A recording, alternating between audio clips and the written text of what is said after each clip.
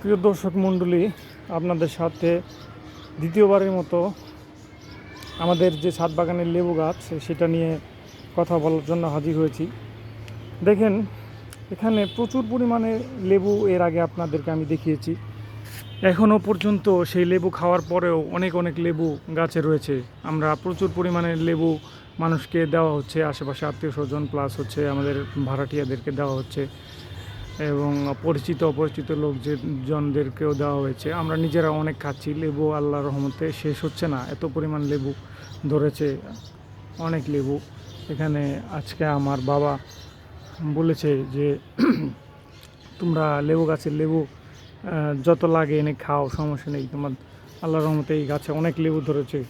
তো আমার বাবার হাতে গড়া লেবু গাছ দেখলে মনে হয় তার হাতে যে জাদু আছে এটা বোঝা যায়। পুরোটা বাগানই আমার বাবারই গড়া এবং তার হাতে অবশ্যই আমি বলবো জাদু আছে।